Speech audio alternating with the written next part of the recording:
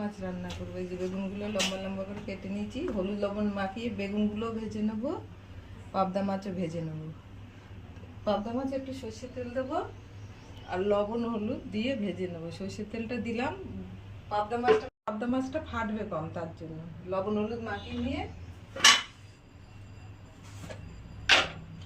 ভেজে নেবো।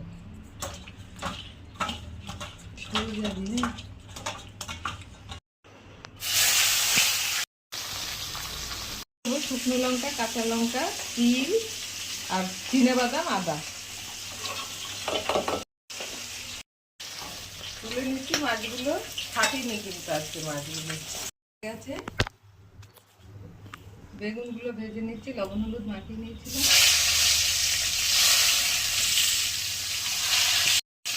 মাছ লম্বা লম্বা করে, বেগুনগুলো লম্বা লম্বা কেটে নিচ্ছি। হয়ে গেছে, তুলে নিচ্ছি।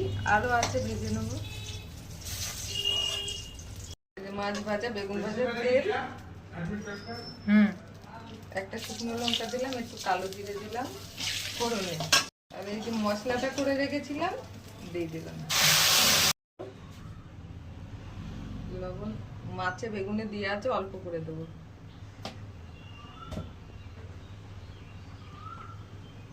হলুদ দিলাম,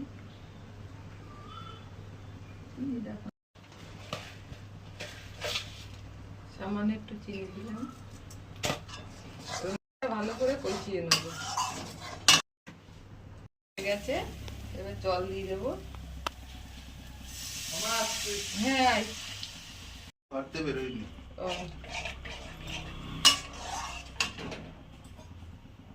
দিলাম।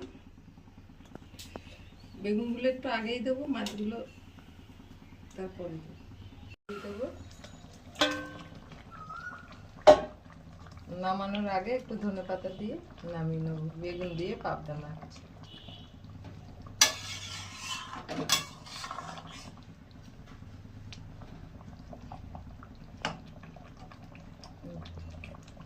হয়ে গেছে, নামিয়ে দেবো ধনেপাতাটা দিয়ে।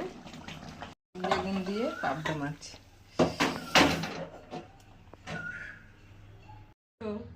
দই পাবদা, পোস্ত পাবদা খাই আমি। এটা মশলা দিয়েছি কিন্তু চিনে বাদাম আর সাদা তিল